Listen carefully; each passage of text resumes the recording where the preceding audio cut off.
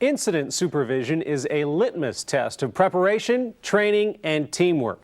It's the moment when the supervisor knows if he or she has been effective in the job. Hi, I'm Steve Walker, and I'll be moderating today's telecourse on the topic of incident supervision. In it, we will look at 3 specific scenarios. First, a bank robbery that provides a series of unique challenges for 2 supervisors, underscoring our telecourse objective of demonstrating elements and techniques of effective incident supervision. And then 2 roll call scenes illustrating the role of a supervisor as both a manager and a leader. In addition to our scenarios, we will hear comments from both officers at the command and line levels and experts in the field of supervision and leadership. Throughout the telecourse, we will attempt to underscore the importance of specific supervision skills, including technical skills, an understanding of the tactics and resource management that are required for effective incident supervision, interpersonal skills, specifically an ability to instruct, manage, and lead others toward a common goal, and conceptual skills, including a grasp of the intersection between tasks and resources in response to a specific situation. Throughout the telecourse, specific questions regarding incident supervision and supervisory leadership will be addressed, including, can you be a good supervisor without being a leader? What role do supervisors play in such emerging issues as community-oriented policing, use of force, and law enforcement integrity? How do changes in current law impact the role of the supervisor in supervision, management, and leadership of critical incidents? And are there key learnable characteristics in effective incident supervision and leadership? Is there a difference between leadership and supervisory power?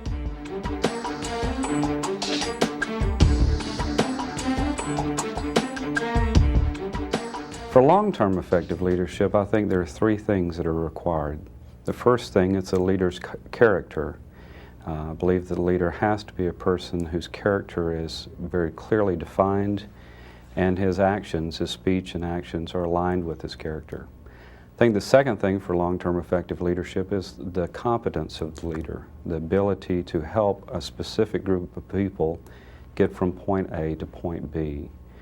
I think the third thing is the leader's commitment, because if the leader is not committed to the specific task or purpose that's in front of the group, then it doesn't matter how strong their character or competence is, because their commitment is like the clutch that engages the 2 gears of their character and their competence.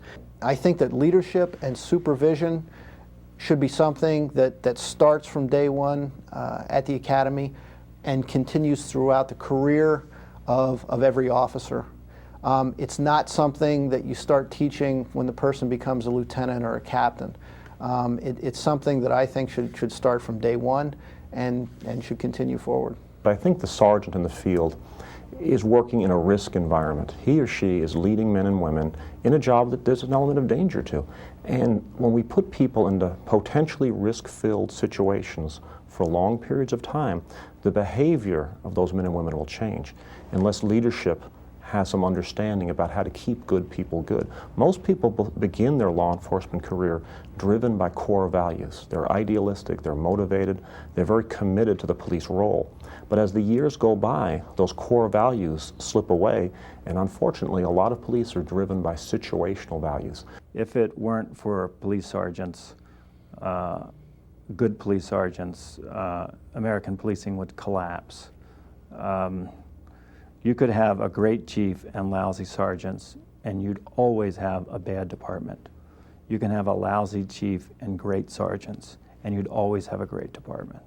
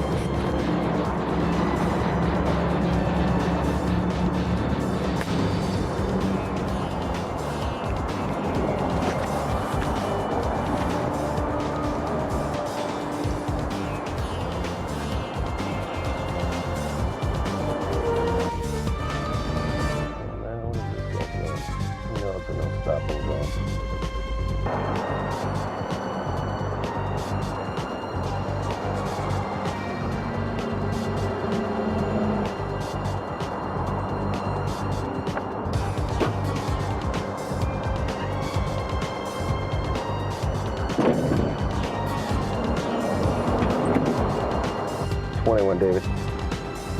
21 David, go ahead. 20 David, have you had any reports of any suspicious activity at the River City National Bank on Beethoven? Stand by, please. 21 David, negative.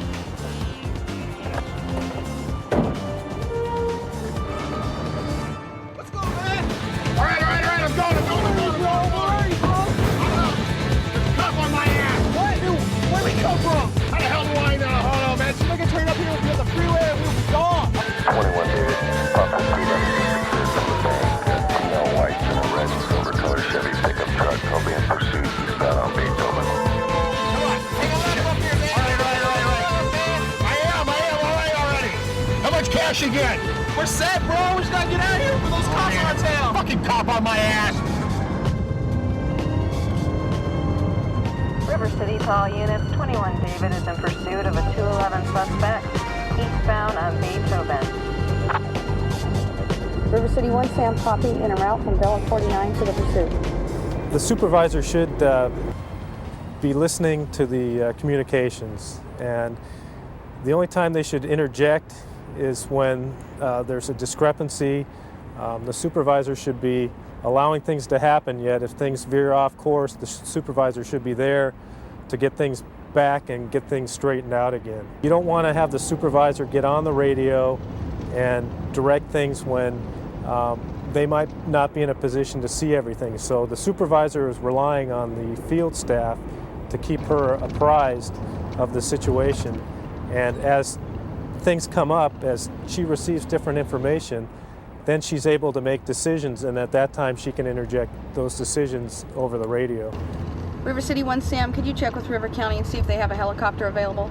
She's looking at what scenarios could happen. She's thinking of contingency plans. What if the suspect does this? What if the suspect does that? And all in all, just thinking of the what could arise out of this pursuit. River City 1 Sam, could you notify Old River City and advise them that we have a pursuit potentially headed into their jurisdiction? You should be aware of any contingency that may come up. You should be going through this in your mind all the time, even when you're in a routine patrol situation and nothing's going on. That's the time to think about what could happen so that you're prepared when things eventually do happen. River City 1 Sam, if the pursuit leaves the city, 3 units are authorized to continue. Basically what she's thinking of is the total picture. In a legal term, they call it the totality of the circumstances. 21 David 1 Sam, could you advise the road and weather conditions? 21 David, 1 Sam, traffic conditions are moderate, speed still approximately 90 miles an hour. The sergeant has to be concerned with the people involved, the pursuit itself, the legalities of pursuit, the policies, the procedures of the pursuit, the safety of the citizens involved, the safety of the officers involved. What's this going to look like in the press the next day? Actually catching the suspect, and then basically through the fruition of actually prosecuting the suspect. It's important for a supervisor to be able to multitask, and more than ever. In a lot of these incidents, there's a lot of different things going on at different levels. And this incident, you're talking about multiple incidents happening at a specific time. And it's important to be able to multitask and put everything into a certain component. And that's why it's important for supervisors to know and to use ICS. Because once you've built in that ICS process, every one of these events and these incidents can be broken down into sub-events, and then you can delegate those out, and it's easier for the supervisor to manage them.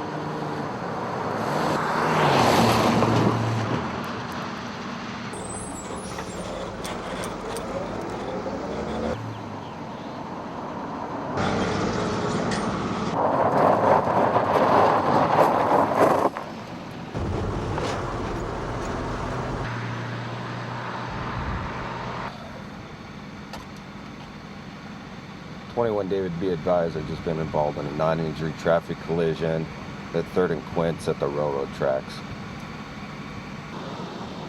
The primary pursuit is still going on, yet she has a secondary crime scene, actually the third crime scene with the bank.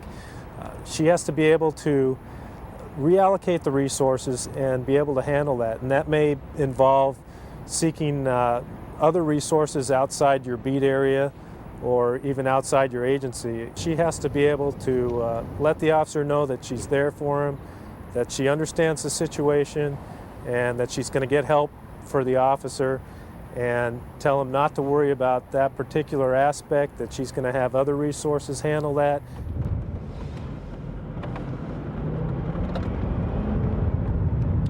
River City 2 Sam, show me en route to the bank. The two sergeants have different tasks as a result of what time they entered the incident and what their responsibilities are. The supervisor at the bank has a key element that the supervisor in the pursuit doesn't have, and that simply is time.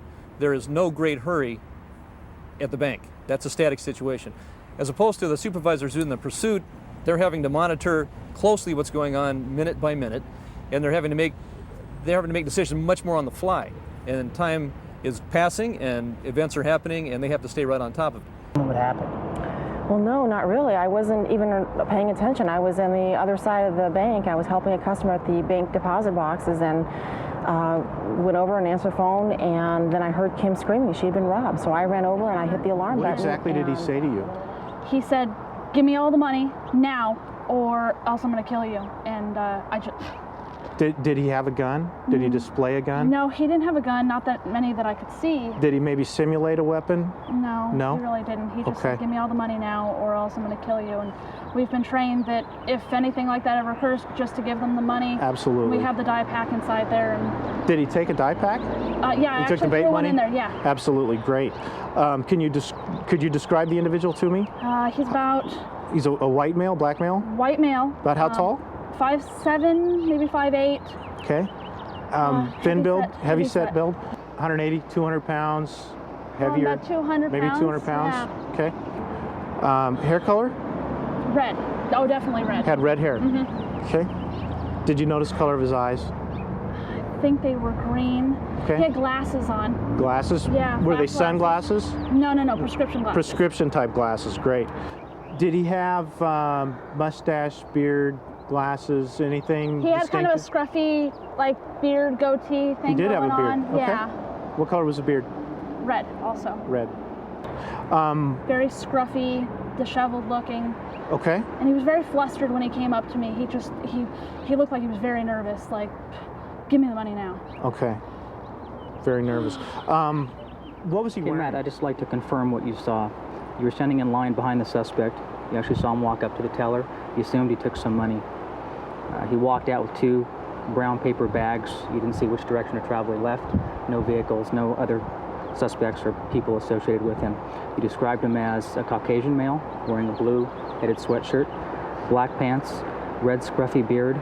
He had red hair, 5'10" to 5'11", 200 to 250 pounds. You didn't see any weapons on his persons. Again, no vehicles seen. And you could identify him if you saw him again? Yes. That'd be correct? Okay. Yes. Okay, well, thank you very much. No problems.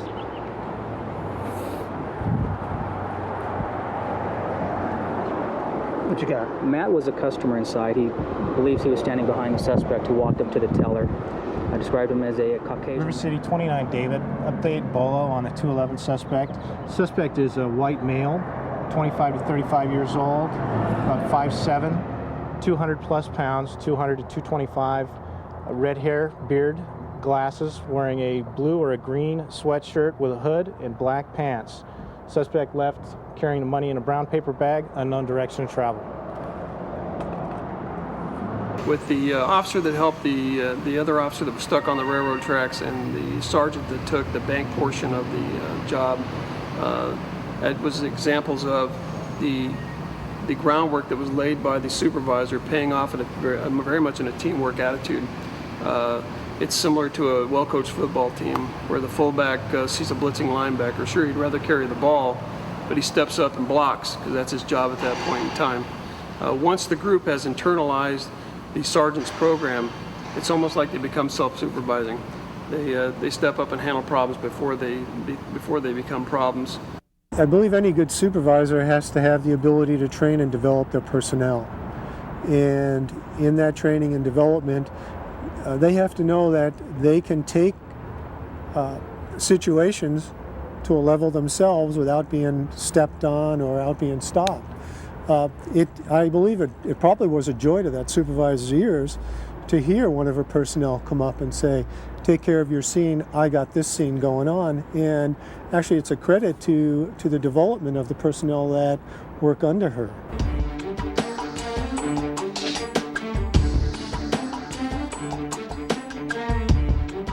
Well, I think chiefs and sheriffs have to be mentors and they have to be role models. I think organizations can't operate with various standards of acceptable behavior. The behavior should be judged on the nature of the behavior, not the position of who's engaging in the behavior. If chiefs don't walk the walk, then they're seen as just hollow suits. And the police officers become pretty cynical quite early in their career. And once an officer loses respect for the command structure of their organization, then it's very difficult to lead those men and women. 23 David, I've located the suspect vehicle. It is parked in front of the residence, the southeast corner of Clara Lee and Alfred. Stand by for further. 23 David, show me out with a neighbor flagging me down. Yes, sir. I'm sure glad you came by. What's going on? All them kids come down the street, speeding. Look at the way they parked that truck. Just how long has it been here, sir? About 5 minutes. Did you see who got out of it? Yeah, the driver took off running. I don't know which way he went. And the passenger ran in that corner house down there. What did the passenger look like? He was a sort of a heavy-set young kid, reddish hair, dark horn-rimmed glasses. White male? White male. Yeah, he had a pair of sweats on, I think dark pants, light top, horn-rimmed glasses. All right. Thank you, sir. That helps me out. 23 David. Neighbor advises that the truck's been there about 5 minutes. The driver fled on foot. The passenger was a white male, heavy set, 6 foot, red hair, wearing sweats, and went into the residence on the southeast corner of Alfred and Clara Lee. I'll be south of the location, standing by for additional units. In a situation where the supervisor has to multitask because there's so much information coming into them, they have to really think conceptually in the way that where is this going? What's the end result of this particular incident? The supervisor has to think about the number of personnel she has available to her. She has to consider other resources that she may have available to her as far as support personnel, investigations, canine, air units, that sort of thing. River City 1 Sam, can you notify the SWAT and HNT commanders to monitor? Especially when there's pursuits involved and barricaded suspects and multiple crime scenes, there's a lot of things that the supervisor has to really consider very quickly because the scene's unfolding before her. So she has to really think conceptually about where it's going, the big picture, and the resources that she has available to her, and what's going to be the end result, and try to anticipate that. She has to consider the people that are working with her and for her at the moment this incident is unfolding. Hopefully she has done her homework up front, built a good solid team, knows the strengths and weaknesses of the officers that are working for her, and can rely on all of the homework and all the preparatory work that she's done over the course of months and years ahead with this particular team or this particular squad, and have confidence that they'll be able to handle pretty much anything that comes up.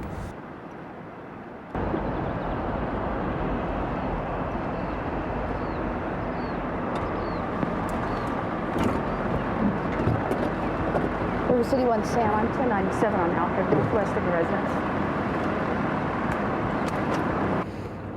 30 Tom 1 Sam. Can you replace 27 David on Alfred? 20 Tom 1 Sam, could you replace 25 David on Clara Lee?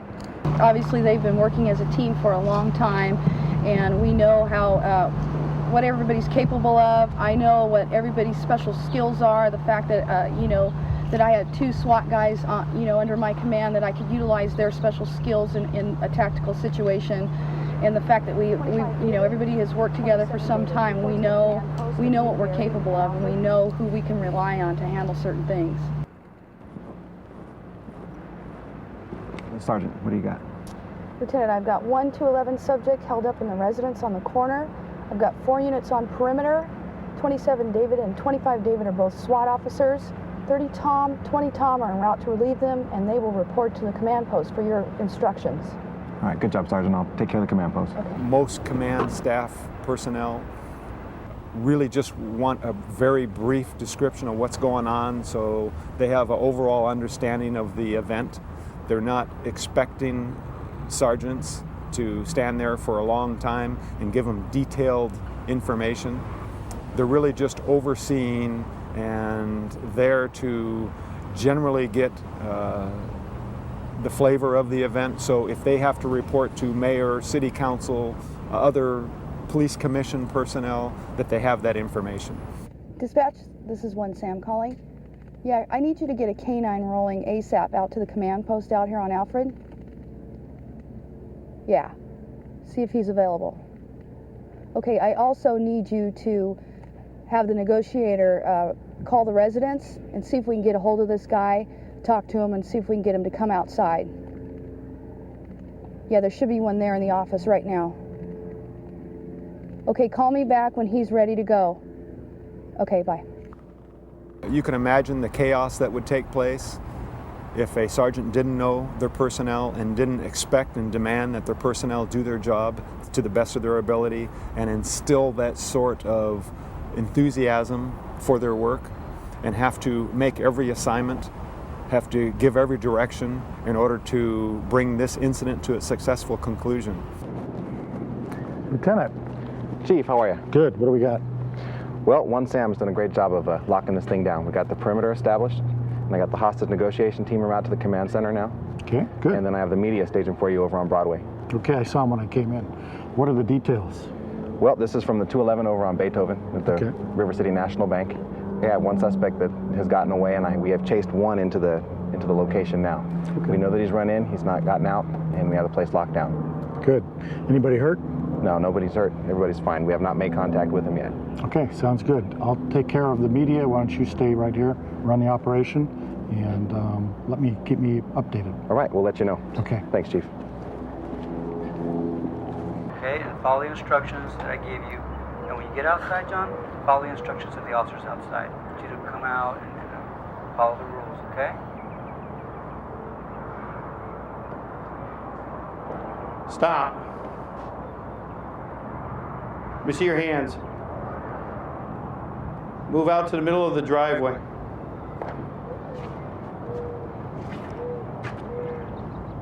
Stop. Reach down, lift your shirt up. Turn completely around to your left.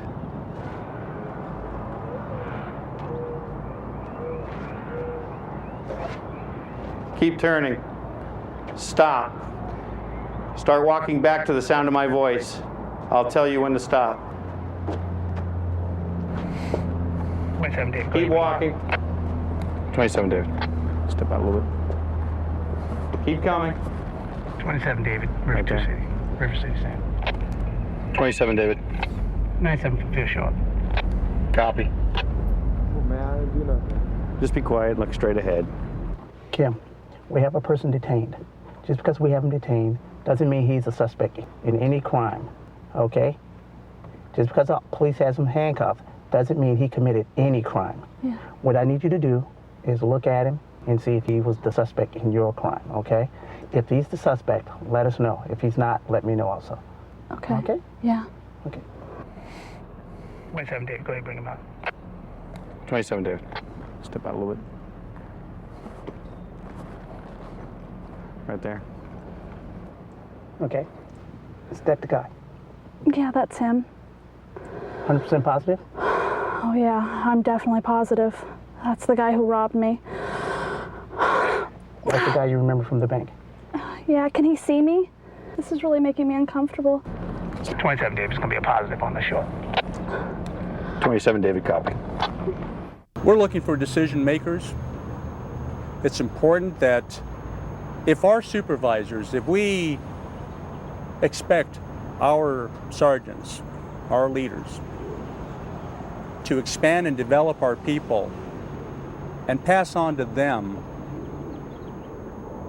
that their decisions are important, to allow our people to make decisions, to do the job, to take the risk and come up with ideas to solve problems, then so much so are sergeants. So the expectation of the top leadership of an organization, they have to trust their supervisors that they're doing the right thing at the right time in the right way. Guys, I just wanted to thank you very much for doing such a great job out there today. Our training and practice really paid off. It showed out there. We didn't have to talk about many things. You know, the lack of communication, it was there. We didn't have to say it. Klaus, you did an excellent job noticing the vehicle and getting the suspect description out right away. Porter, you took a high ground on that backyard. You couldn't have been in a better place. And Kevin, the arrest went down without any problems whatsoever. Great job. And Ron, I want to thank you for taking over the bank because I didn't have to worry about that at all. You really relieved me from worrying about anything going on down there. Just to piggyback on what Kelly said, everybody did a good job. Everybody was safe. Now let's take it in and do some paper. So let's go back to the station and we'll have a quick debriefing. And Lewis, if you can do the impound on the vehicle, I'll be very appreciative. Yes, ma'am. All right, let's go. Always, always, always praise in public.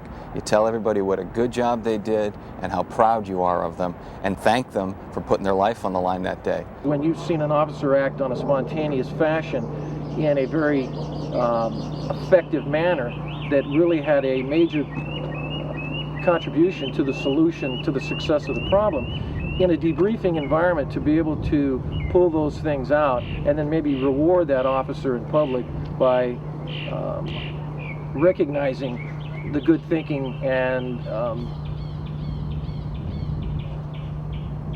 the action that he took, I think really speaks volumes for you, not only between that sergeant and that officer, but it also speaks the same to that whole watch. I think it has a major motivating factor. It really causes people that if you've done some of these other things right and you've kind of won them in some other areas and been open to them, they're going to want to work for you. They're going to see you as a fair individual and one that does recognize good work and rewards it. And whether we like to admit it or not, we all like to get pats on the back. They're going to work for you because they know you'll recognize it. If somebody does something that they deserve to be praised, praise that person. That shows the rest of the troops that, one, you're not afraid of it. You're not afraid to tell somebody they did a good job. You know, you get some people that have the potential of thinking, well, you know, it's their job. Yes, it is their job. However, they've taken that task a step higher. And yeah, they deserve to be acknowledged. With me is Assistant Chief John Kronbach of the Oxnard Police Department. John is a 25-year law enforcement veteran with an extensive background in both tactical and leadership assignments. Thanks for being here, John. Thank you, Steve. That incident seemed to go very well, but what goes into a successful team approach? This incident, I think, demonstrates a sergeant that built a team, understands the strengths and weaknesses of the officers assigned to the team, and was able to maximize those strengths over a period of time, and understood as the officers were beginning to respond, they understood what needed to be done as this developed into a rather complex scenario, and allow them to do what they do the best. But I think it's very clear that the sergeant had developed this relationship and understood what they can and can't do and let them function as they should in a situation like that. And staying with that team analogy, how much of being a good supervisor is this coaching that the sergeant may do? Well, that's actually an analogy that's used in leadership discussions in law enforcement, is that coach-team member relationship. And it's developing the skills, again, understanding what can you do well and what do you do not so well, and then it's the leader's responsibility to then bring up those shortcomings until that officer can get out there and perform at a high standard. This was a fairly complex scenario. Take us through some of the fundamentals we saw in action here. Well, I think fundamentally the officers demonstrated that they understood, they demonstrated a good technical base. And I think that is understanding that they had a robbery scene that evolved into a pursuit, a shooting, an officer needing some other assistance, and they were able to prioritize. They knew they had to get to the bank.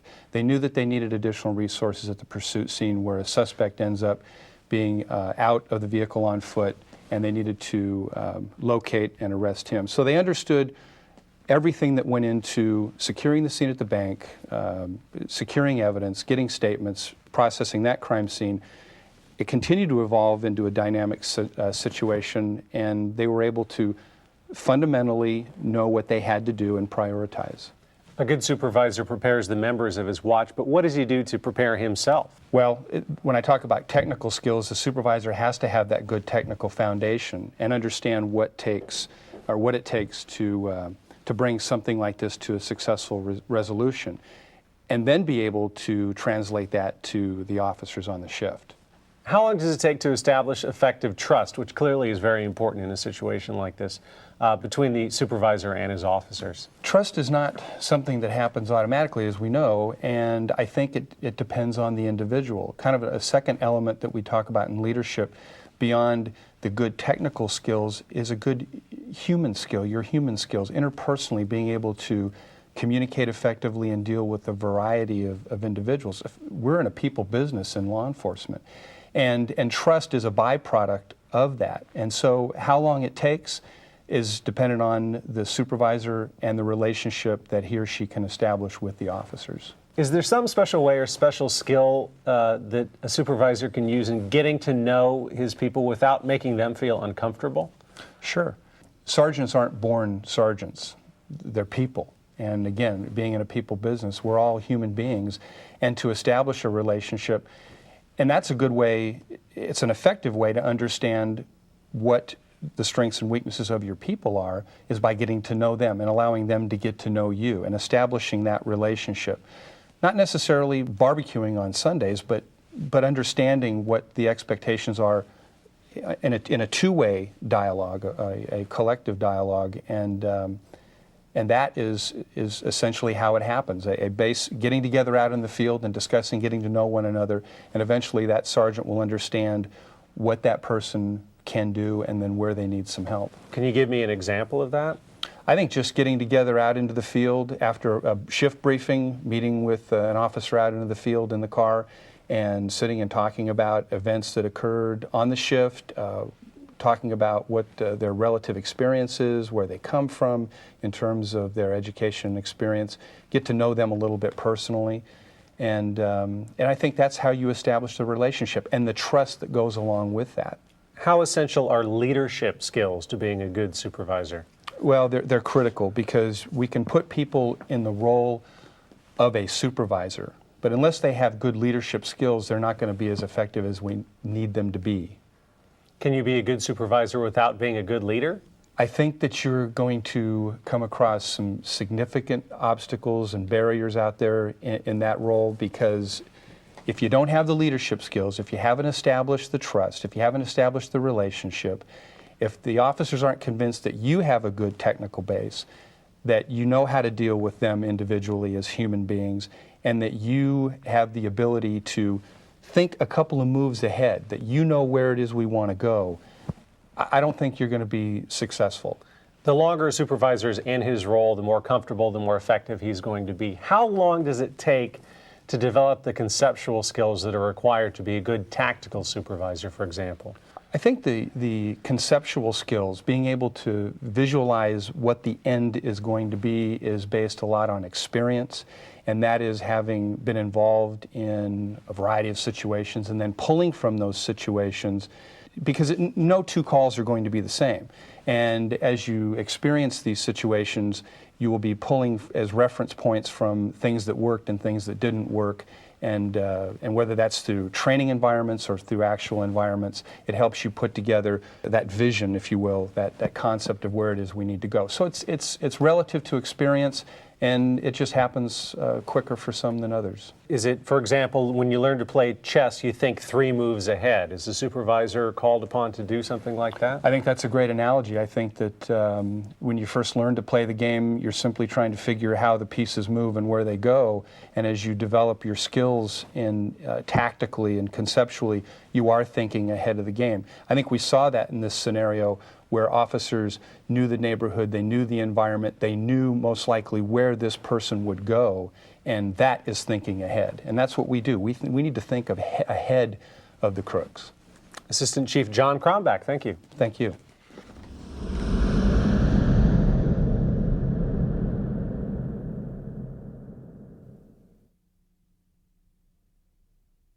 You could probably debate whether or not you could be a good supervisor and not be a leader. I'd maybe go so far as to say you could be an adequate supervisor without being a leader, but you'll never be great. You need leadership, or supervision is all about people, and leadership's all about people. You need to have those interpersonal skills, communication skills, and deal effectively with people, or you'll never really be a good supervisor. A good supervisor has to be a good leader, and a good leader has to be a good supervisor. They do go hand in hand. On the one hand, sergeant has to be technically knowledgeable, manual, policy and procedures, resources at hand for the department. Interpersonally, the interpersonal skills, interacting with his line officers, interacting with his peers, and interacting with the executive staff of the organization. And then conceptually, looking at the strategy, the mission statement of the department, the value statement of the department, where is the department going into the future? He or she needs to be aware of that, because conceptually they have to plan for that as well. And plan for that means that developing their people to deal with communities, with societal issues, all of these issues that impact the organization but impact the community that they serve. And so a good leader, again, has to properly develop those people and make them aware and knowledgeable of all those issues. It's all one all-encompassing issue. I think that's the big difference between a good supervisor and an average supervisor, or even just an officer. I know personally for me, that was the big change in my life, is when all of a sudden I realized that there is a much bigger picture here. I'm not talking about just my patrol officers anymore, or dealing with a patrol problem. Now I'm dealing on community problems, and I'm dealing with community leaders, and how is this going to affect the community? How is this going to affect the department? How is it going to affect the rest of the city? Those are the things that you have to keep in mind. To be respected as a leader, you have to give more of yourself. It's shared values between the leader and the follower, as opposed to just shared directives from the manager. It's much more personal to be a leader. It takes a lot more of you personally involved to become a leader.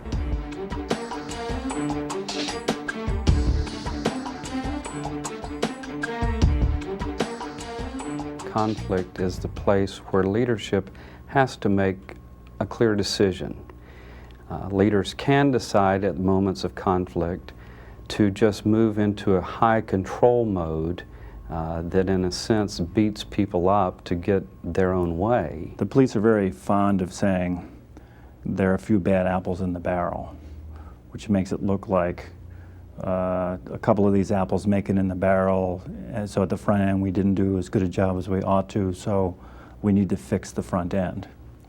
When in fact, it's probably the case that the barrel does something to the apples, that perfectly good apples come in, and they are in this barrel long enough and they're no longer perfectly good apples, that the barrel has real dramatic effects on the way people's lives unfold. And this is in terms of all kinds of stuff that frequently lead to integrity issues. The greatest skill is guts. I mean, cold, hard guts.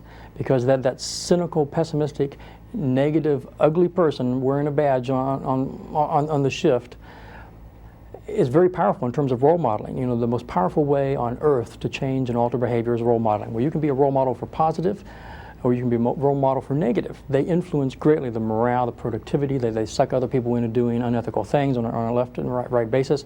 It's not a pleasant person to confront, but you got to have enough guts to do something about it and not pretend like it's not going on.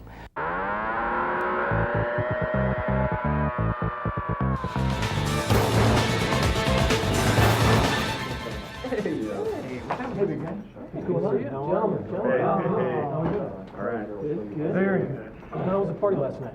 Thumbs up, man.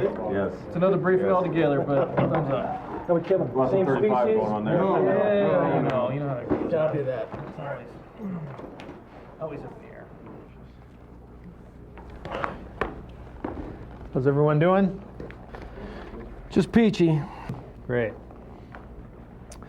All right, looking around the room, I see some new faces. Some of you may not know who I am. My name is Sergeant Jones. Coming down from Investigations, Property Crimes. Looking forward to working with you for the next... Property crimes? Is that like a loss prevention manager? Is that what we're dealing with here? Can we keep it down in the back, please? Copy that, Sarge. Thank you. I'm going to be taking the opportunity to try to meet with each of you on an individual basis over the next couple weeks. Maybe talk about some career goals, some things we can do over the next 6 months to try to improve ourselves for evaluation. You know, I think I got more time in the bathroom than he's got in the job here. At this point, do any of you have any questions of me? All right. Yes, Sarge, I got a question. Yes. Our last watch sergeant allowed us to eat out of beat. Is that still good to go? I would just ask that you review our departmental policy in regards to that. I think we'll stick with the policy there. Thank you, sir. You bet. I don't think he knows the policy. He's asking me to look it up for him. I'd like to just briefly talk about some of my expectations of you as a shift. Obviously, I think the most important thing is teamwork. Keep track of your beat partners out there. If somebody's inundated with some work, you know, feel free to jump out of your beat, head over there and give them a hand. Isn't that what you guys are doing? That jumping around thing? Also, I'd like us to try to take the time to get out of our cars and actually meet with the public. I think we spend enough time meeting with the bad guys in our community that we could take a little time to get out and try to meet with the people that we're actually serving. A couple of group hugs, a little kumbaya. That's what I'm thinking, Sarge. Exactly. Copy that.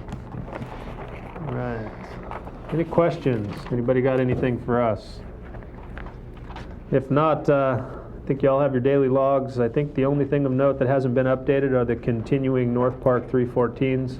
If you don't have that information at this point, our subject's a white male adult, 45 to 50 years of age. He was last seen wearing a red long sleeve shirt with some type of a logo on it. Glasses, approximately 6 foot, 180 to 200 pounds. Other than that, you have all the other information in your daily logs.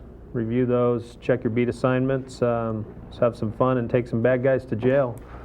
That's it, let's hit the streets. Go, boys. We got a real leader here.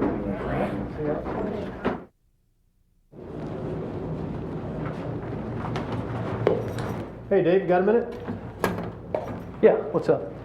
Yeah, we're going to be working together for the next 6 months. We're going to start every day with briefing.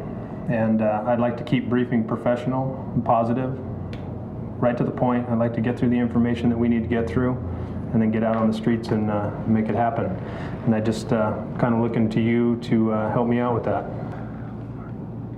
I got to be honest with you, Sarge. This warm and fuzzy stuff, I don't think settles real well with me.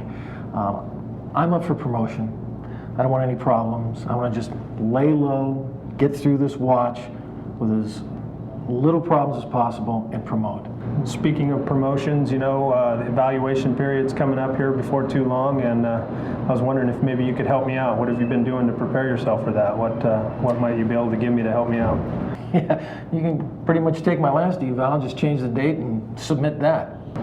I could do that, but you know, I've looked at your last eval, and to be quite honest with you, I think that it's not showing your potential. I think that you know, you're a very experienced officer. I think that you could be a little more professional. I think that we could brush up on some things over the next few months and make your evaluation look a lot better. I think that we could help each other out with our problems. You know, I'm new to the shift, obviously. You're looked at as a leader within this group. You could help me out on that end. I'm coming from investigations. I've got some experience that you might not have at this point. Obviously, you've got some experience that I don't have at this point. And I think if we work together that we could come up with, you know, something a little bit better than your last evaluation. It's certainly something that I would hope you'd keep your mind open to. If you're serious about that, I'm going to hold you to it. Fair enough. Okay. Have a good day. You too.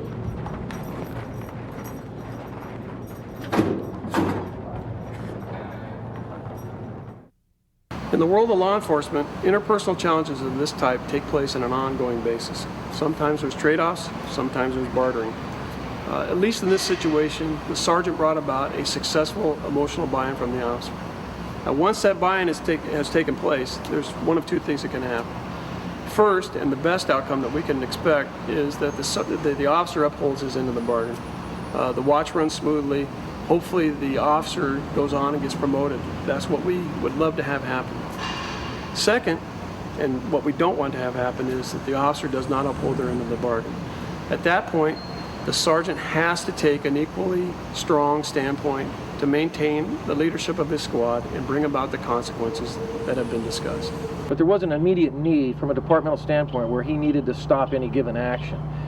And by taking his time, picking and choosing his place, he could establish that kind of a relationship. And when you look at it from that standpoint, it's really a win-win. Even if you are unsuccessful with a character as such who doesn't respond to it, you still know from your standpoint that you've given it your all in an attempt to develop this individual. Attitude is probably the biggest deciding factor in a good leader. I mean, he could have gone in there, he could have yelled, it wouldn't have accomplished anything. He could have ignored it, it wouldn't have accomplished anything. But what he did was he set an example to everybody else in that room that was watching that he wasn't going to tolerate this. To meet that type of confrontation with more confrontation is never going to be a good thing. You know, they're going to have a lot of people in roll call, you know, taking sides, you know, either siding with him or siding with the sergeant. You know, and I think it's important to, you know, have allowed him to express whatever he wanted to say, but at the same time maintain as much control of the roll call as you possibly can and talk to him later. Had he been more confrontational, you would have had a clash of wills. You would have had the senior officer he may have complied in the briefing. However, he would have undermined that sergeant and made him more and more ineffectual, because just because the sergeant has the chevrons doesn't make him the leader of the shift. The guy in the back of the room clearly was a leader. People rallied around him, and you need that person to buy in. You cannot just beat him over the head. You need to bring him into the fold. And had there been a confrontation, there would have been a wedge driven, and it would have made it a tough road ahead for the sergeant. Michael Josephson joins us now. Michael is the founder of the Joseph and Edna Josephson Institute on Ethics and the author of the daily radio commentary, Character Counts. Michael, what's your interpretation of this incident right off the bat? Well, I think it was an interesting challenge for the new manager. Now, overall, I think he handled it well, trying to get some credibility. But there's some real landmines in the way he handled that situation. Obviously, he was dealing with somebody who was fundamentally disrespectful, and that's an ethical issue. And he has a certain responsibility to set a tone for the whole watch. And there's a simple rule we use in management: what you allow, you encourage. And he did allow that behavior to occur. He later talked to him privately, and in my view, he wasn't explicit enough. In fact, what happened was he allowed the other person, the disruptive officer, to almost have the upper hand, because what he said is, well, I'll hold you to that. There was a discussion, and the idea was, well, I'll see if we can make your evaluations better. In turn, I think the manager, the new sergeant, should have said, and let me tell you what I'm going to hold you to. Was he straddling a line here between management and leadership? Well, he wanted to be liked a lot, and that's a real problem. I mean, when you're an effective manager, you have to have an ongoing relationship with people, and it's important, and I think he was appropriately careful about that.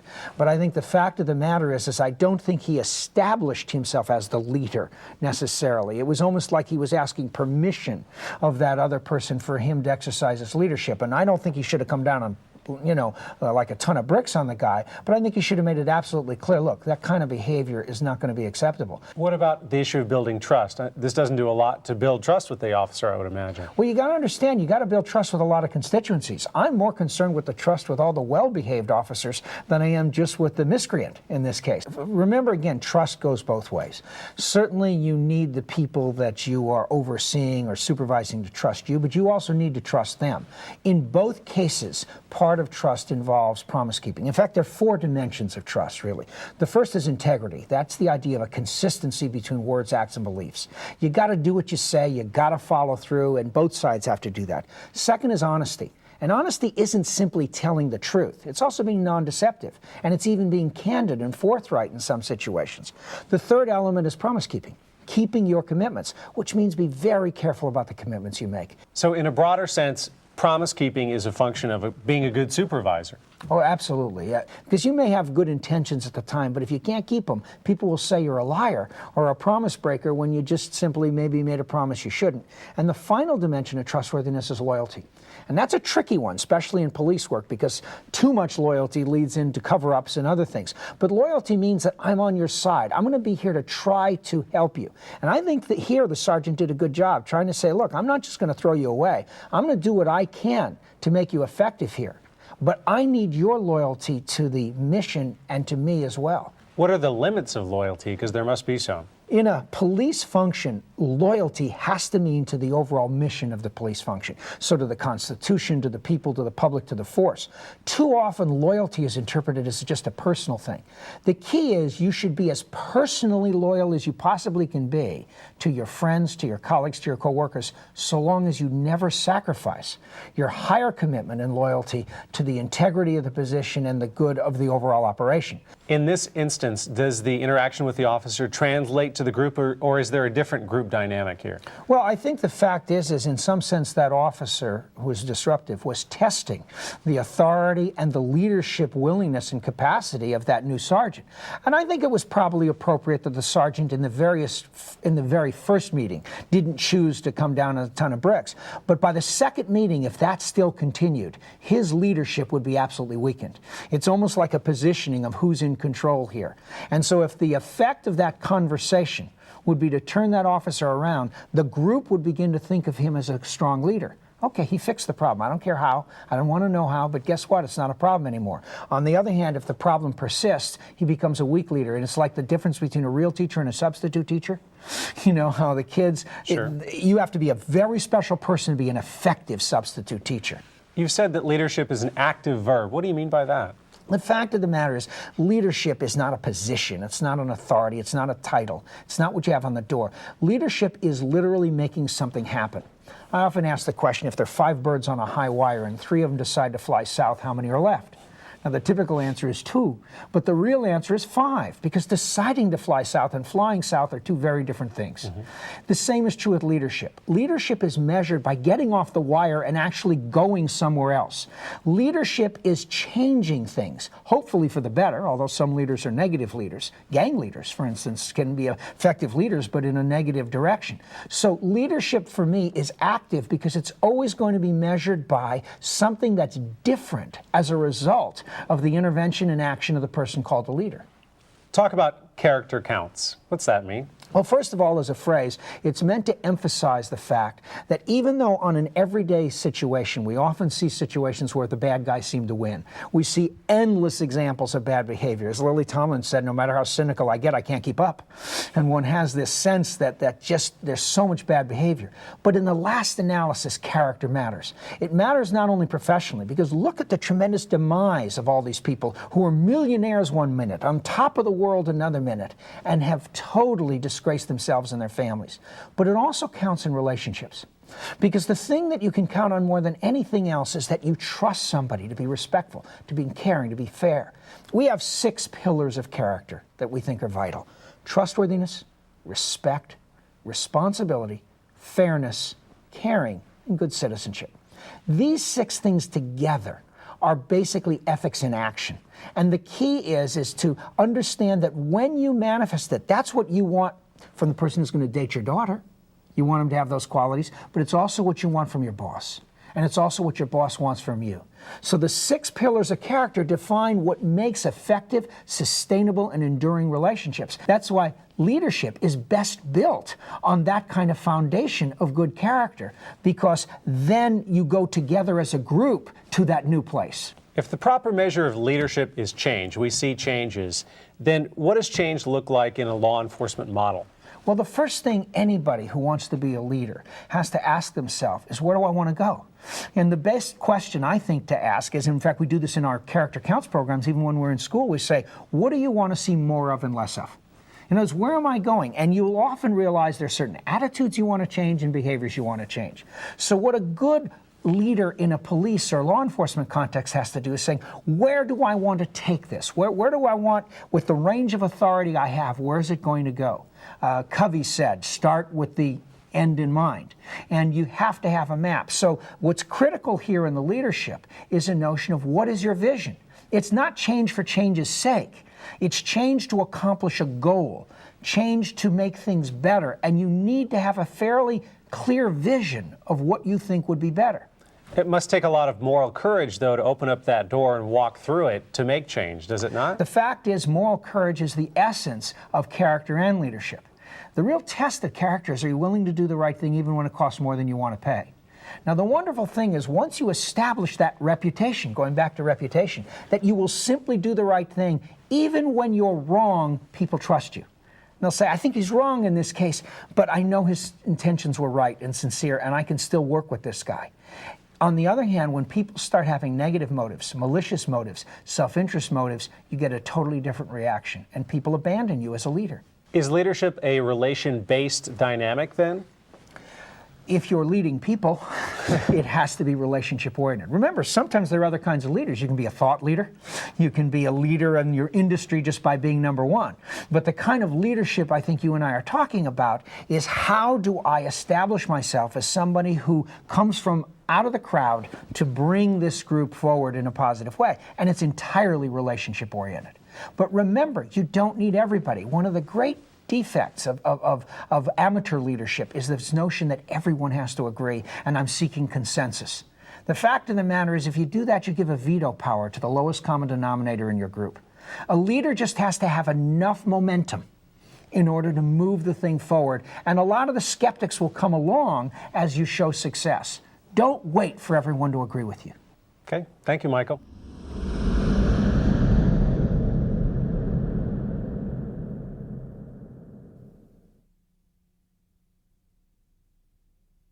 It's very important for the sergeant to stay on top of the policies, procedures, and law that allows them to make these decisions in the field. What, in particular, in this instance, the sergeant involved in the case was very well practiced at what she did. She was able to take information in and disseminate it based on her training and experience, and based on her personal relationships with the officers involved. You need to be up on the law, and as far as what's going on within the California. They need to be up on the policies and procedures that are established by the department. So they have to have this knowledge basically at hand. And the knowledge has to be set so that when an incident does occur, they have the ability to bring this knowledge up and put it out to the personnel. Whereas if they didn't have this knowledge beforehand, they would have to stop and pull out a policy and procedure and say, okay, now what happens during pursuits, and what happens during this, or what type of use of force can we have? So all that information is extremely important. I think the role of the supervisor really has changed a little bit in the last probably 5 to 10 years, only because a lot of the things that we're expected to do now, we're expected to be more jacks of all trades, understand more about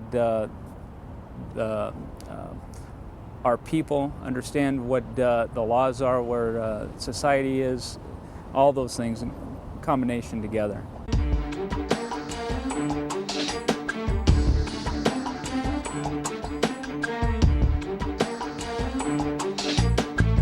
All of it's going to go back to the vision and the values that the organization infuses. I think that from day one and from going at the very bedrock of everything has to be the mission and the value and the goal statements of the organization.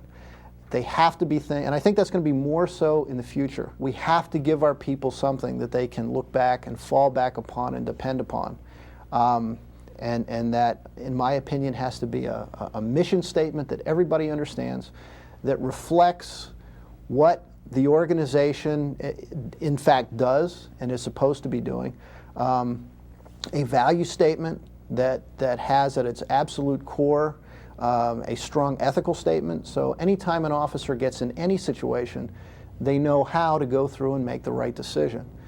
And that's something that not only do you just have and you frame and you put up on a wall somewhere, but that has to infuse everything that the organization does.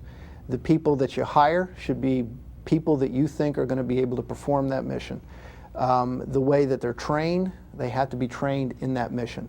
The things that you have them doing out on the street, if there's a disconnect between what they're doing and what your mission statement says, then something's got to change. Either you have to redefine your mission, or you have to change the way you're doing things out in the street.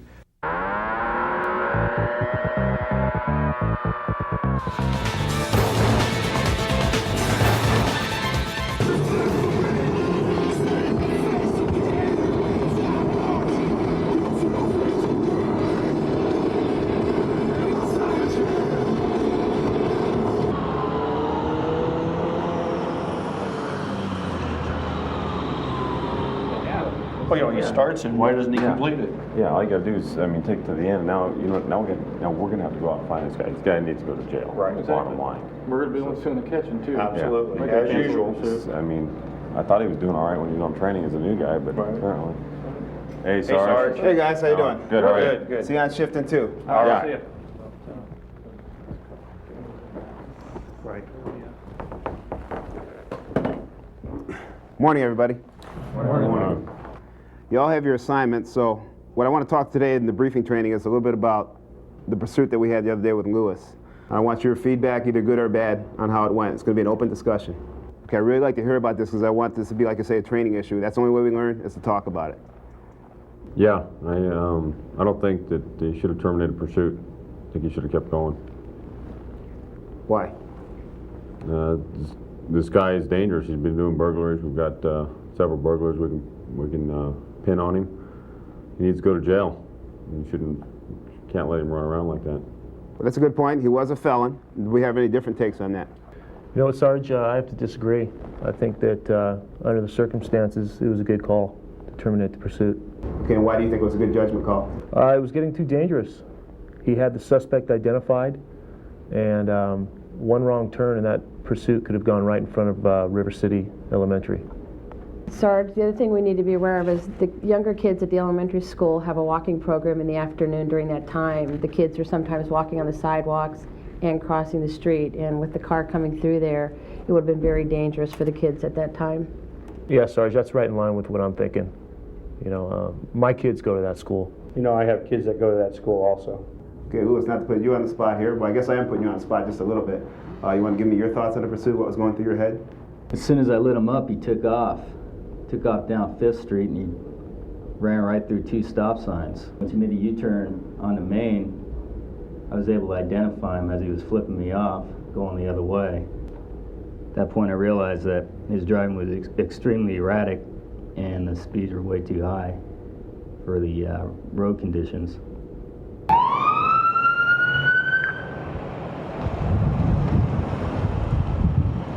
At that point, I felt it was necessary to terminate the pursuit. I certainly understand Porter's point, and I respect his opinion, but in this case, the dangers outweighed the need to continue the pursuit. Let's go over the pursuit policy here. We just had a training a couple days ago, and you all got it right in front of you here. The way that the sergeant handled this briefing was a very positive way of handling a situation like this. If he had taken a more confrontational route to getting towards the discussion, he probably would not have received any buy-in from the officers. They would have just grumbled. However, he facilitated a learning environment He allowed them to make their point. He allowed Lewis to make a counterpoint, and then he wrapped it up by saying, okay, now that we've heard both sides, this is the department's stance on the issue. If I had a suggestion to make, if you're going to facilitate a discussion like this, you pull the officer aside, similar to Lewis in this discussion, and give them a heads up that you're going to use them as a teaching tool. You're going to say, hey Lewis, I'm going to discuss the pursuit that happened last Tuesday. I support you, the department supports you. I'm going to let you speak your piece and have your point made. At that point, when he goes into that roll call discussion, he knows that the sergeant is behind him and the department's behind him, so that when the grumblers start making their points and throwing their barbs at him, he has the sergeant's support. At that point in time, he can freely speak his mind. And once a healthy discussion like this is generated, more often than not, that officer's stance and his decision making will be supported more by the officers that are in the watch. I thought he did an excellent job in the way that he invited a lot of conversation, and tried to keep his opinion out of it as much as possible. They were reluctant to speak as is typical in most roll calls. Unless you have a strong personality, they're not going to say anything, and if you don't create the environment where they can speak freely and you start off with your opinion, they're going to be reluctant to go against you. He didn't say you're wrong or you're right. He took everybody's opinion in and then reviewed it with our policy and how it benefited us to talk about it and what we learned with regards to the pursuit and how it reflected our policy. What the sergeant didn't do was the sergeant did not take control of that briefing and tell people exactly what the answers were. The sergeant actually elicited feedback from the people and allowed them to draw their own conclusions through the material that they had. People feel a lot more sense of ownership over a decision if they reach that conclusion on their own, rather than simply have it crammed down their throat and said, guys, this is the way it has to be. Joining us now is Dr. John Dentico, a simulation and leadership consultant working with the FBI and Johns Hopkins University's Police Executive Leadership Program. He's also well known for his work with the San Jose Police Department. Dr. Dentico is the originator of Lead Sim Leadership Development and a 26-year veteran of wargaming, organizational modeling, and simulation scenarios. Dr. Dentico, welcome. Thank you. Nice the to be sergeant has opened up the watch to a somewhat controversial discussion here, but he's really doing more than that, isn't he? He certainly is. He's implementing a values-based leadership model in allowing and providing for the people in his team to talk freely about what their particular takes are on the pursuit, what they think went well, and what they think went bad. What do you mean by value-based relationships? Well, when I talk about value-based relationships, I'm talking about values such as integrity, honesty, trust, which involves commitment. And in order to be committed to the team, in order to be committed to each other in the field, people have to have a relationship built on trust. It's an automatic. That's how we do business. And this sergeant is allowing that to happen and giving it a lot of credence in such a way that the opportunity for them to work succinctly as a team, to create something, a whole basically, that's greater than the sum of the parts, is truly what the sergeant is working towards. How does the process of open communication lead to a more effective team? The process of open communication leads to a more effective team by creating something called a multiplier effect. The multiplier effect has been a basic tenet of military doctrine in the United States of America. Basically, because we spend an inordinate amount of time working on developing good communications, we multiply the number of troops in a field by their ability to enhance one another through open communication. This is the same process that is being used by a sergeant, for example, in this case. By allowing for open communication, a team of 6 becomes a team of 10. And they have more of an impact in their relationships with each other and the relationships within the community. How does that translate to a more effective team and a more effective tactical approach for the team? Ask any police officer what they live and die for, and it's about putting bad guys in jail. And their ability to directly go out and put more bad guys in jail has to do with their ability to be open in their communication with the community, and create a true partnership with the community that allows them to gain information, intelligence on illegal activities in the community. That's how it makes a more effective team. And essentially, this sergeant is leading by example. You mentioned the word modeling, but showing his officers the kinds of communication that he would like to see from them. Right. Not only is he leading by example, but he is allowing what I like to call the leadership dynamic to be created amongst this small group of people. The dynamic is where these people are fully involved in the process of making change in their community. And that model, that is what he's taking and translating directly to the community. And there's also an element of trust here. The sergeant is trusting the members of the watch in this open discussion and sending a message about trust, I guess? Yes, he's sending a terrific message on trust, and also about creative and constructive conflict. That's one thing we seem to lose sight of many times. We see conflict as a bad thing, and it's not. Conflict is a good thing if it's done in a proper way where people can voice their differences and opinions. This is exactly what he's trying to do in this case, and in fact, you can see how people are listening, and they're trying to figure out how, in fact, they may do this the next time. Let's talk about decision making. How does this kind of communication help that? Well, this communication, in effect, what they're doing here is they're running a post-real-world analysis that they're turning into a simulation. They're thinking about what went right and what went wrong. How could they do this in the future more effectively? Well, what are some of the decision points? Decision making in a human being, we know through current research, is done using mental simulations, especially in the field of emergency services or public safety. People show up and they really have an idea of what they want to do. Why? Because they've seen it so many more times in their past. They've done this several times. Maybe take a sergeant with 10 years. 10 years of experience counts for a lot of mental simulations. By using this as a simulation, they're creating and enhancing their decision-making skills because, in effect, they're raising their recognition level. Every time they get a chance to rethink the process, their recognition level gets higher and allows them to make better decisions the next time they're in the field. In essence, the sergeant is imparting his experience to the troops. Does that create a mentoring effect? It does, but it's also allowing the troops to develop their own experience based from their own engagement with the pursuit. So it's not only passing on what the sergeant has learned, because that will only go so far.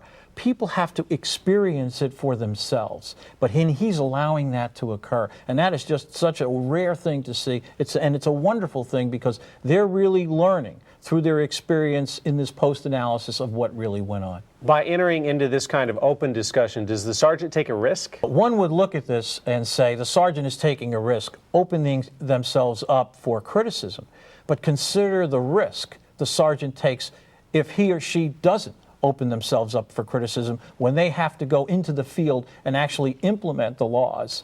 The risk to do something that people will regret later on is even greater if the sergeant doesn't allow this kind of criticism to unfold. This is what leadership in the 21st century has got to look like. The reason the problems that we face today are just too complex, too hard to do for one person, no matter how gifted and how wonderful that one person is. It's just simply too hard. Dr. John Dentico, thank you very much. Thank you.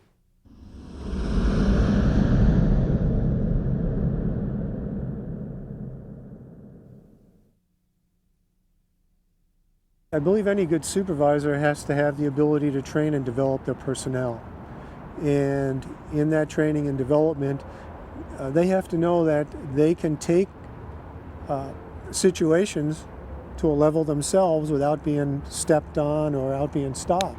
Each supervisor should be able to sit down and look at their personnel sometime and have some interpersonal communication with them to find out what their desires are, where they want to go, where they want to end up, and then to start steering them or leading them in that direction that they want to go. You'd have to be very flexible in being a supervisor. You have to be able to run from incident to incident, to be sensitive to people's needs. You have to be sensitive to the community. You have to be able to take charge, and other times you have to be able to sit back and watch your people conduct what they need to get business done. They have to be very flexible. The good sergeants that I remember were not afraid to talk to me or to talk to us and our shifts about issues that were prevalent in the communities. They weren't afraid to share their knowledge. There are so many supervisors that for whatever reasons, they're sometimes afraid to share knowledge because they feel that if others learn, have the knowledge, and expand that knowledge, that'll be a threat to their possibility to promote, where it's really the reverse. The better you prepare your people, the more knowledge that you share, the better job that everyone will do, and the more allies you form, because it's okay for the individual officer to someday promote and maybe will be your boss. You're not born with the skills, and you do have to work on your personal skills and how to influence people, how to talk with people, how to direct them, how to work with people. Interpersonnel communication skills of a leader are critical. That's the basis from which everything else grows. You've got to be able to communicate clearly and from the heart, include your value systems, the department's value systems, all into your communications. It doesn't take a rocket scientist to do the job, but it does take somebody that has the ability to, as you said, be able to retain information, be able to decipher information, and to be able to relay this information so that everybody understands it.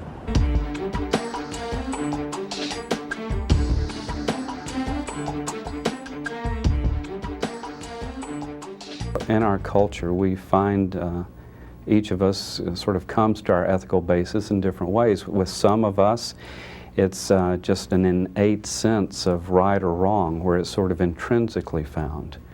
For others of us, it's found in the cultural mores and cultural nuances of sort of the culture that we're a part of. Others of us believe that there are universal principles or sort of natural law that guide us and that provide the ethical basis. I think we spend an awful lot of time selecting good people in law enforcement, but I'm not so sure we spend enough time keeping those good people good. I think we have to start putting more resources into the maintenance of our personnel. We spend a lot of time, and it's very necessary, in instruction in officer safety and street survival. And I'm not advocating any reduction of that, but I'm saying whenever you put somebody in a risk environment, you better be prepared to give that person the skills to maintain a balanced perspective. When people see, when they internalize a warrior mentality, then the communities that they're policing, they're at war with them. They start beginning to see the enemy as the community. And at that point, it's very easy for officers to become somewhat clannish, to become a socially isolated group, and then loyalty to that group is more important than the truth or integrity. And then we start having difficulties. Those are red flags for an agency to be aware of. If you look at why ethics and integrity has become the hottest issue in law enforcement, the most sought-after training topic, and that's not my opinion, but that's IACP's opinion, that it's the most sought-after training topic in law enforcement right now in this year, the reason for that is nothing else destroys us like the lack of integrity does. If you're a sergeant right now, and there's some form of misconduct on your shift, your division, your unit, your squad, you don't have to have any knowledge that it's going on, but see what happens to your career, because you will forever be associated with that event. And when it's time for the lieutenant selection or the captain selection, whether they challenge you in that oral board or they never mention it, they're going to be thinking that. And their reputations are on the line in terms of who they select for positions.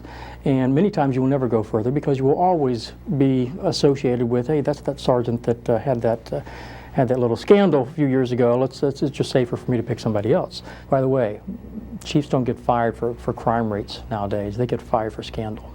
They get fired for internal misconduct. It's another reason why it's so sought after now.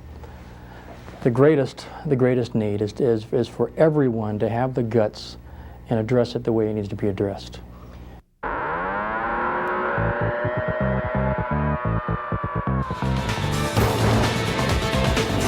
I'm Sean Adamson, live at the county courthouse, where there's been a stunning development in the case involving River City police officers Arthur Johnston and Richard Smith, along with citizen Billy Halliday.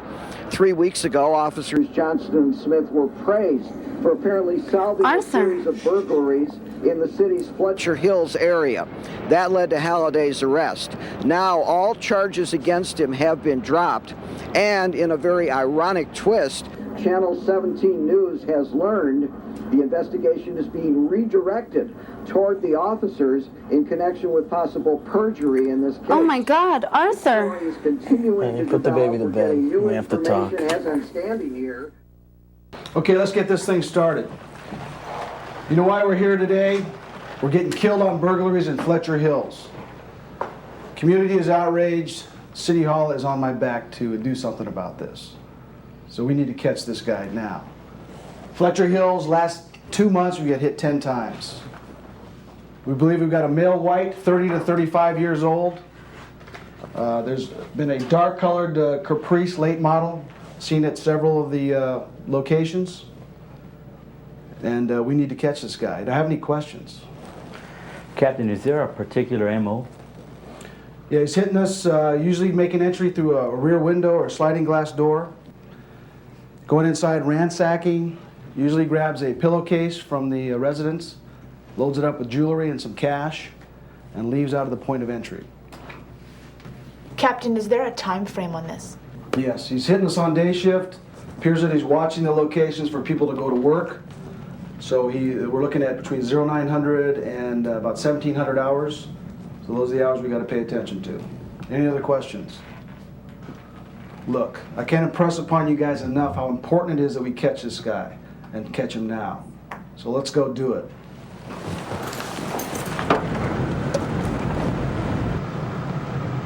That looks like Halliday. I bet he's good for these burgs.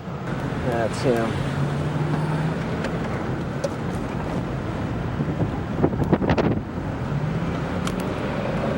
$121, request a follow. Oh, come on now, ready? Smile for Grandma. Very good. Say hi, Grandma. Hello, honey.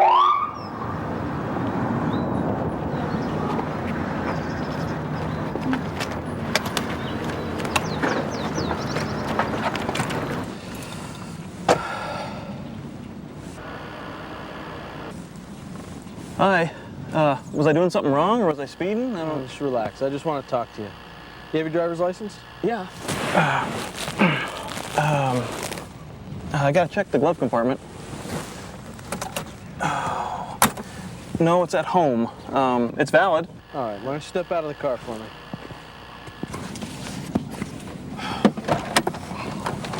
Come on back here.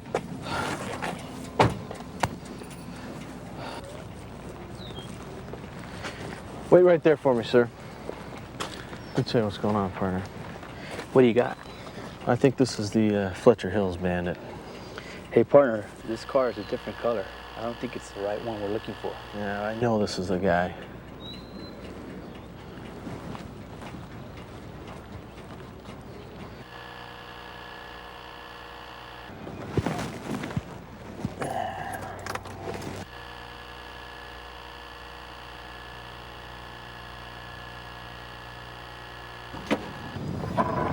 Hey, you got a search warrant sir, for that? Just stand back and relax.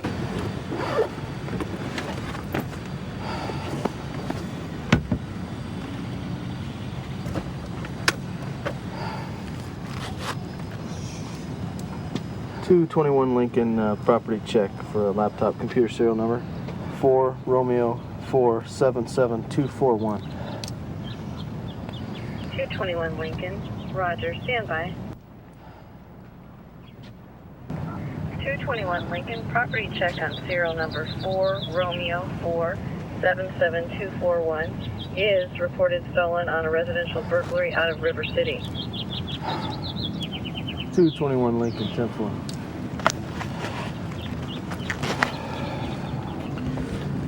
Sir, turn around, put your hands behind your back, please.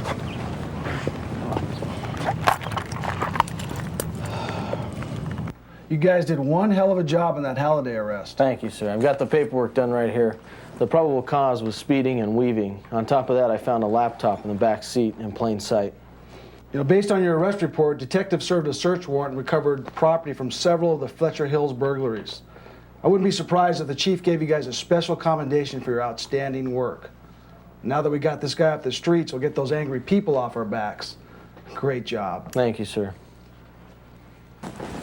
Hey, how's it going? Fine. I need a copy of report number 01096, the Halliday case. Sure, I'll call it up. Just get off my back. You put me in a tough situation. The DA has gone over the case with me, and everything you wrote on the report does not coincide with what happened that day. Just let me do the talking. The guy's a dirtbag. He's off the streets. Hey, I got a family, mortgage, my career. I'm not gonna lie and lose everything I made. Perjury is a serious offense. This case is airtight. There's no way the DA is going to blow this one. Captain. I'm Lynn Jackson of the DA's office. Hi, Lynn. And after talking with these two officers about the Fletcher Hills case, I find we have conflicting statements. I'm disappointed in the credibility of your department because Officer Johnston's account of the incident doesn't match up with this home video, which was taken by a citizen who lives across the street from where the arrest was made. One of my investigators discovered the discrepancy while doing some follow-up work on the case. Officers, I strongly suggest you both consider getting legal representation. Is there something you guys aren't telling me?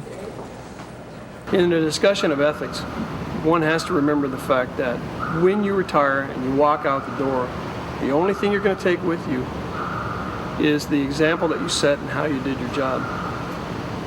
If you, at any point in time in your career, sell out your ethics, sell out your integrity, for whatever reason, you'll always be remembered as someone that did not have a career that could be admired by others. If you walk out that door having walked the walk and talked the talk and having done exactly what you said, you'll be respected. I think that that's something that officers of any police station in the United States respect, someone that can do what they say they can do. The second officer, the fact that he did not act, he's just as guilty as the first officer who did the actual illegal act. So the fact that he's not telling anybody or resolving the situation with his supervisor, he's just as guilty as the first officer. Like our administration does, they let everybody know that if you're ever caught lying, you're out of here. So the fact that you bring it forward to everybody and tell them that honesty is the best policy, and if you're caught lying, you're not going to have your job anymore. So the fact that you really talk about it and you cover it with your troops, they know where you stand and it's not acceptable. Yeah, I think oftentimes we're put in situations that are similar, that make you just as uncomfortable, that kind of require you to make an internal decision about what you're going to do for yourself, and at the same time keep your loyalty to your partner, or whatever loyalty you think is important to you at the time. But ultimately, you have to make that right decision, and sometimes it's not the most comfortable one to make.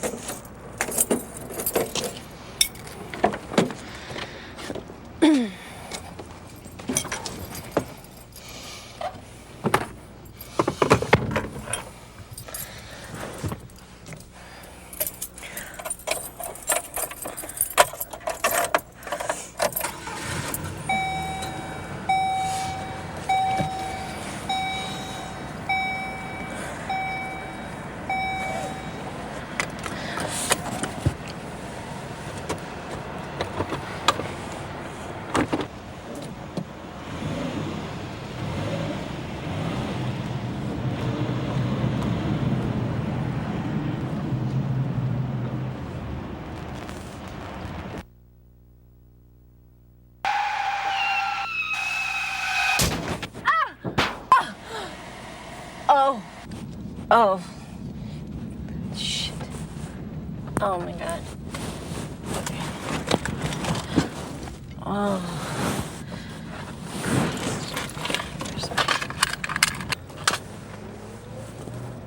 Oh. Shit. Okay. Everything's fine.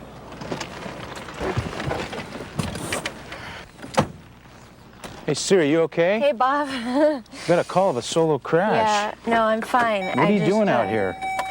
I think I just got off the graveyard and I was, I think I fell asleep or something. Are those beers in there? You been drinking? Oh, I think... Sue, you should know better than drink and drive. Now look what happened. I wasn't drinking and driving. Okay. Come on, Bob. I'm not going to let you go back out on the road again. We'll have to make arrangements to get your car later. Come on, Bob. Cut me a little slack here. Grab your gun and your badge, and I'll take you home. All right.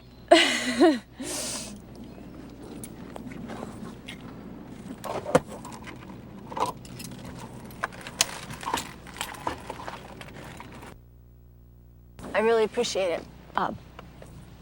Yeah. Come on. Hey, Sarge, here's my report on Peterson's closing ring. How's she doing? She's doing okay. She's got a few bumps and bruises, but she'll be all right. How'd it happen? Looks like she fell asleep. Was she deuced? It doesn't look that way. Okay. Is there anything else I should know? No, that should about cover it. Okay, thanks, Early.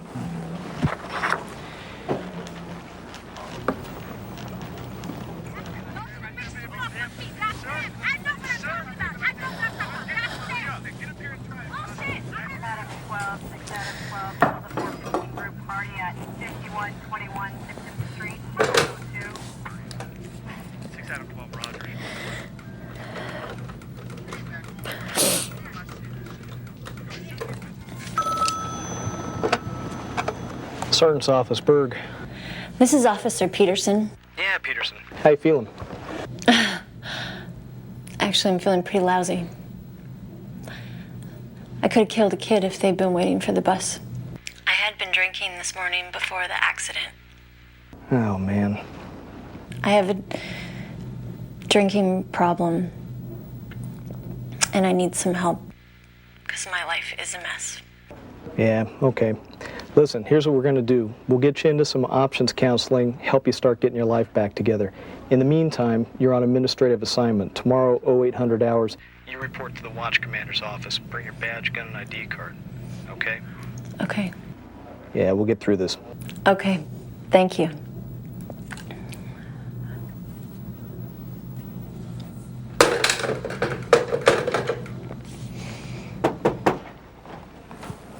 Yeah, Hurley, come here. Sit down.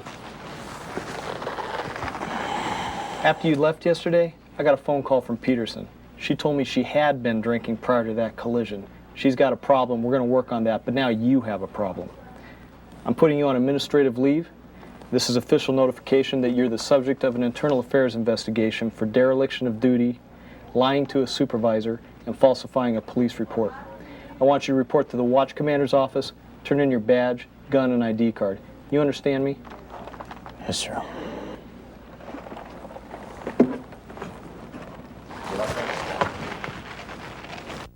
There was a few of them that were tough because I had kind of been there, done that, and felt some of those same emotional pulls, especially the officer that was found to be intoxicated during driving. That's a tough decision to make, but it has to be made. It has to be demonstrated through recruitment and then hiring and then at the academy and then ultimately when they get to the department, ongoing current training in those ethical areas of decision. So when they get there, those same emotional pressures are going to be there, but hopefully with enough reinforcement, both from training and from that supervisor, they will make the best decisions. Then to set the tone with integrity, a good technique is to simply bring out the law enforcement code of ethics periodically. You know, at the age of 23, I held up my hand and I swore to live up to the things that are in that code of ethics. And if we don't remind ourselves over time, we can forget what's in there. If we all lived up to that, we wouldn't have some of the problems we have in law enforcement today. You know what's right, you know what's wrong. As a police officer, you're put in a position where basically the public has put its trust in you to do your job, which, like I said, the vast majority of police officers, they get in this to do the right thing. They're good people to start with. Usually, you know, they're the best of what society is. They get in. I mean, granted, they got to learn the technical aspects, but once they do that, like I said, they've been put. Public's put their trust in them. Departments put their trust in them, and then that's. I mean, it's it's really actually an easy thing to do.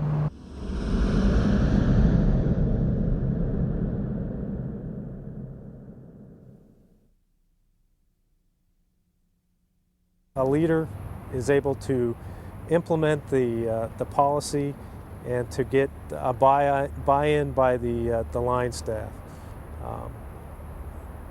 It's a leader, someone that the line staff is going to respect, and implementing the department policy or whatever issue the supervisor is trying to implement and to teach the line staff, it will make it much easier. I think it's very important that the supervisor walk the walk, talk the talk. Too often in law enforcement, we have we have supervisors who are individuals who direct, basically do as I say, not as I do. I think that it's detrimental to the department on the whole. It's detrimental to the individual, and it's detrimental to the troops, and that's our top priority. The sergeant or supervisor who walks the walk and talks the talk, people will follow them into battle. They'll follow them into battle no matter what. The supervisor has to treat everybody fairly, treat everybody with respect that deserves to be treated with respect, carry out the department's missions. It's all about that realistic, honest expectations about the job, about the profession. More so than ever, and I think they all see, is all the controversial issues that we face in society today that each community has. Every community has their own issues with cities or counties, but overall, the nation is going through a lot of turmoil and changes, and it's important for that supervisor to continually impress on them the pride, the enthusiasm of being a good professional peace officer and what all that entails, because it's not just one issue, it's so many issues involved for them to truly see the big picture, as we say, and bring that together and then work towards that endeavor. The sergeant does have to set the tone for the department and really for the officers on their particular watch or their squad. They have a responsibility to carry out the mission and the vision of the department and of the chief of police or the command staff. And that has to be relayed to the officers in a positive way, but yet allowing them to voice their opinions. And integrity, pride, doing the right thing are all issues that the supervisor has to lay out to his or her personnel in a positive way so that the officers know what to expect from the supervisor. I think a good supervisor is motivated probably by two things. One, he's self-motivated. He's motivated by those things that he wants to do a good job. He sees the value of his organization. He wants to set an example, and he has a good work ethic. I think he's also motivated by his troops. When his troops come together, they handle a critical incident. They do something, and the plan just comes together, and it happens flawlessly. Successful incident supervision operates on two levels: efficiency and execution in the moment, when tactical and conceptual skills focus on meeting and resolving the immediate need, and in preparation, the events, communication, training, and experiences that combine to mold the members of the watch into a cohesive unit. It's the role of the supervisor as manager, mentor, and leader that brings everything into focus.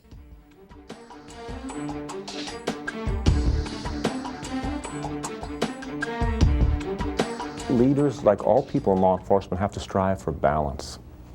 I know some chiefs of police that have been terribly effective chiefs of police, but when their tenure is over and their career ends, they haven't been terribly effective husbands or wives or church members or community members outside that identity of police chief. And I think that's a struggle for all folks in law enforcement, that we have wonderful men and women in law enforcement, but I think the leader has to also help them be wonderful community members and mothers and fathers and golfers and t-ball coaches, to have that sense of balance, because men and women who have that sense of balance understand their role as a community service position. And I think it's much easier for those people to be able to be successful in their professional role and successful in their personal role. I think it remains to be seen whether this generation will mature into people with a better moral compass.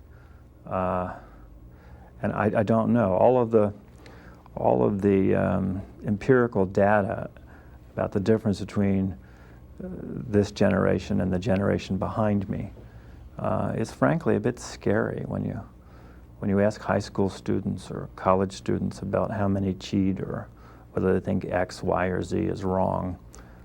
You get classically different answers than the generation before them. Now, it might be that that's a product of maturation, but it might be that America's dumbed down morally, and that that's going to be one of the big things to make sense out of and try to do something about in the 21st century. Law enforcement has to play to its strengths. And one of the strengths that law enforcement has is that law enforcement can be a really neat job, and it can be a very fulfilling job. It can be a job where somebody will swear an oath and dedicate his or her life to upholding public service. It's a job where you never know what's going to be around the next corner. There are a lot of interesting things that are happening. There's a lot of excitement that goes with it.